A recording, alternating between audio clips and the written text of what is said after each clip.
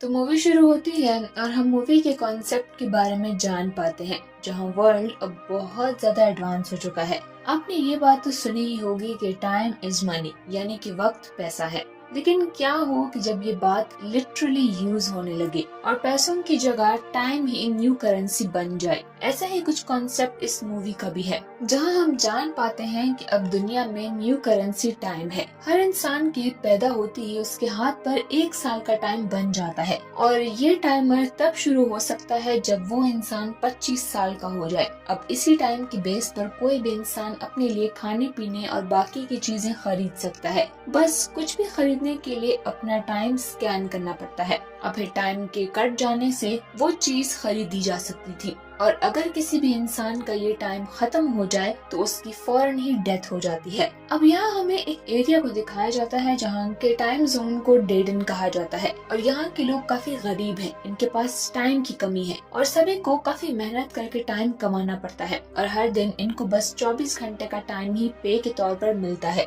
इसीलिए इनको साल के हर दिन काम करना पड़ता है, क्योंकि अगर ये ऐसा नहीं करेंगे तो 24 घंटे खत्म होने के बाद ही इनकी मौत हो जाएगी। वहीं दूसरी तरफ हमें अमीर कम्युनिटी को दिखाया जाता है जिसका नाम ग्रीनविच है और यहाँ लोगों के पास लाखों की क्वांटिटी में घंटे हैं। सीन्स विल नामी एक आदमी पर आता है जो भी उसी गरीब कम्युनिटी को बिलोंग करता है। आज विल की मॉम की बर्थडे है, लेकिन हम देखते हैं कि विल की मॉम तो विल के जितनी ही यंग है, जिससे हम जान पाते हैं कि असल में अब ह्यूमंस की एज 25 के बाद नहीं बढ़ती, यानी कि चाहे जितने साल भी गुजर जाए इंसान 25 साल की ही दिखते हैं। इसीलिए विल की मॉम भी इतनी यंग है। विल अपनी मॉम को कहता है कि आज रात वो उनकी बर्थडे सेलिब्रेट करेंगे, जिसके बाद वो काम के लिए निकल जाता है। वहाँ पहुंचकर वो देखता है कि एक वर्कर टाइम खत्म होने की वजह से मर चुका है, मगर वो सभी अपने कामों पर लग जाते हैं क्योंकि अगर वो अपना काम नहीं करेंगे तो उन्हें भी अगले 24 घंटे का टाइम नहीं मिलेगा। यहाँ हम विल के दोस्त गैरी को भी देखते हैं। ये दोनों पूरा दिन बाकी वर्कर्स के साथ काम करते हैं। फिर दिन के आखिर में इन सभी को 24 घंटे का टाइम स्कैन कर दिया जाता है,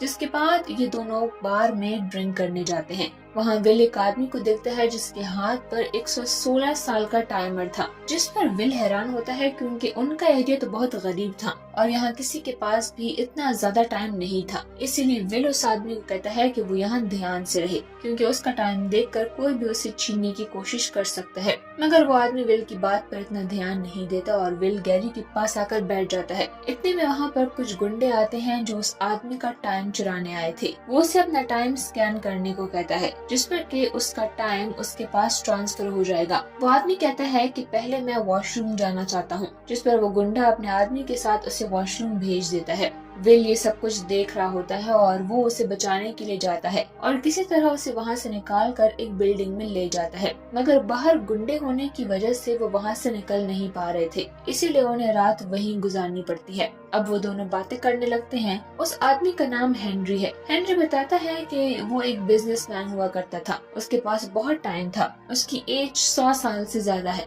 और अब इस पॉइंट पर आकर वो जिंदगी से तंग आ चुका है, इसीलिए उसने अपना बिजनेस छोड़ दिया और जितना भी टाइम उसने कमाया उसे वो यूज करना शुरू कर दिया। अभी भी उसके पास बहुत टाइम है, मगर उसे समझ नहीं आती कि इसे वो कहाँ खर्च करे। तब विल उसे समझाता है कि तुम्हें इस टाइम को वैल्यू करना चाहिए। बहुत से ऐसे लोग हैं मेरे जैसे जो कि इसी टाइम के लिए दिन रात मेहनत करते हैं। जिस पर हेनरी कुछ सोचने लगता है। कुछ देर बातें करने के बाद वो दोनों वहीं पर सो जाते हैं। सुबह जब विल की आंख खुलती है तो वो देखता है कि हेनरी वहाँ पर नहीं है और ये देखकर वो बिल्कुल शॉक्ड रह जाता है कि हेनरी ने अपना सारा टाइम उसे ट्रांसफर कर दिया है। तभी उसकी नजर विंडो पर पड़ती है जहाँ हेनरी ने उसके लिए एक मैसेज छोड़ा था कि तुम मेरे टाइम को अच्छे से यूज करना और इसे वेस्ट मत करना। विल की नजर बाहर ब्रिज पे पड़ती है जहाँ हेनरी सुसाइड करने बैठा हुआ था। उसने अपने लिए बहुत थोड़ा सा टाइम बचा कर रखा था। उसे देखकर विल उसकी तरफ भागता है, मगर जैसे ही हेनरी के कुछ सेकंड्स भी खत्म हो जाते हैं तो उसे हार्ट अटैक आता है और उसकी वहीं पर डेथ हो जाती है, जिसके बाद उसकी बॉडी पानी में गिर जाती है। विल बहुत ही दुखी होता है क्योंकि वो हेनरी को बचा नहीं पाया,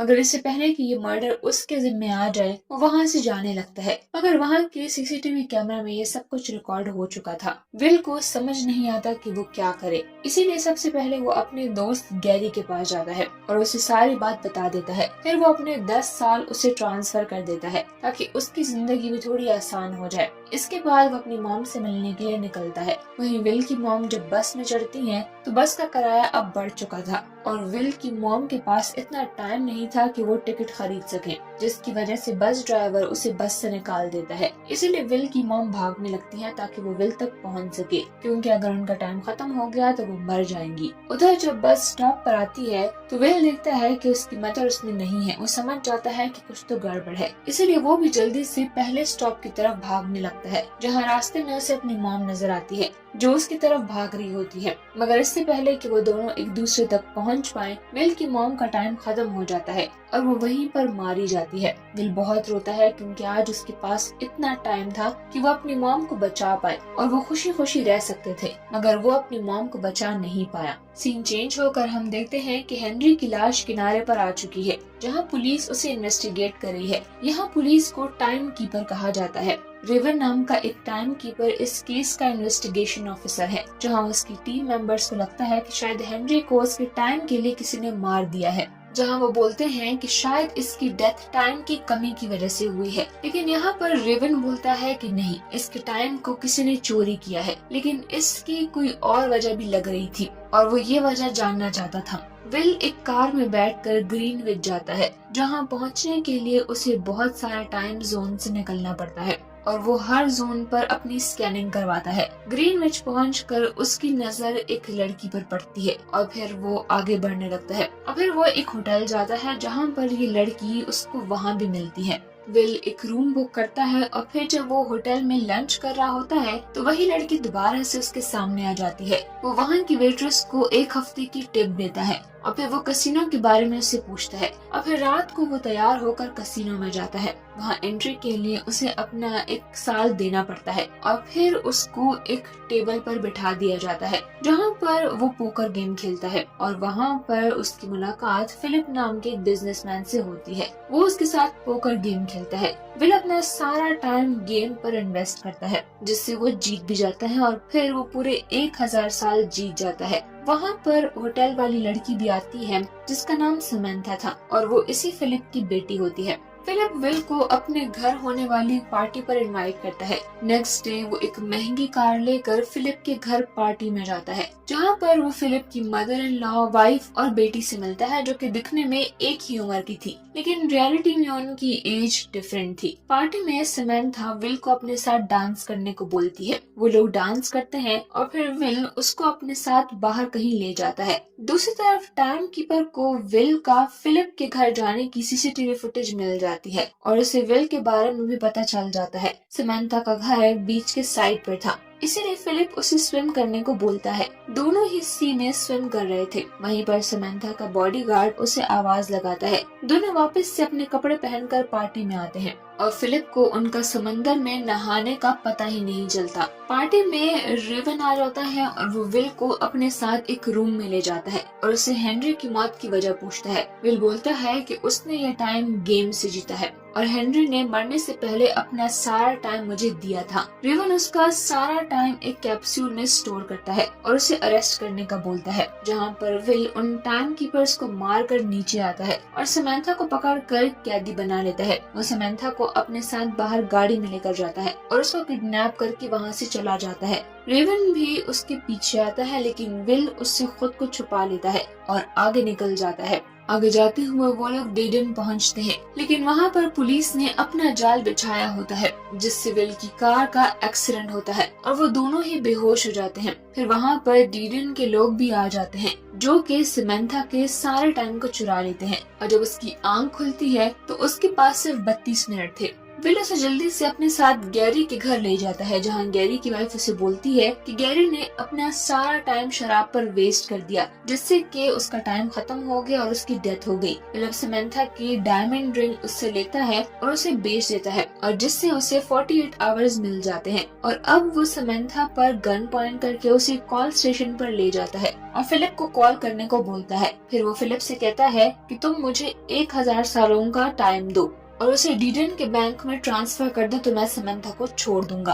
रात को समंथा विल के साथ उसके घर ही आती है। वो लोग रेस्ट करते हैं और समंथा को विल अपनी मॉम की ड्रेस भी देता है। समंथा विल से उसके पेरेंट्स के बारे में पूछती है। विल बोलता है कि मेरे फादर की डेथ मेरे बचपन में ही हो गई थी और मुझे मेरी मॉम ने ही पाला है। फिर विल समंथा को एक ट्रिक बताता है जिससे वो समंथा का टाइम अपने हाथ में ट्रांसफर करता है। वो दोनों जब सुबह उठते हैं तो वो देखते हैं कि फिलिप ने अभी तक 1000 साल नहीं भेजे हैं और विल और समंथा के बीच तब काफी फ्रेंडशिप भी हो गई है। विल उसको अपने घर वापस जाने को बोलता है। समंथा बोलती है कि वो भी उसके साथ ही आएगी। वो कहती है कि मैं अपने फादर को कहूंगी कि मैं अपनी ही मर्जी से गई थी। वो दोनों अब एक दूसरे को किस करते हैं। समंथा को विल एक गन भी देता है। समंथा अब फोन बूथ से फिलिप को कॉल करती है। पीछे से रेवन आता है जो कि विल को शूट करने वाला होता है, लेकिन समंथा उसे शूट कर देती है और दोनों रेवन की कार को लेकर वहाँ से चले जाते हैं। समंथा बोलती है कि हम एक टाइम कीपर की कार में हैं, जिससे कि बाकी के टाइम कीपर हमें पहचान सकते हैं। तो बोलती है कि हमें एक दूसरी कार में जाना होगा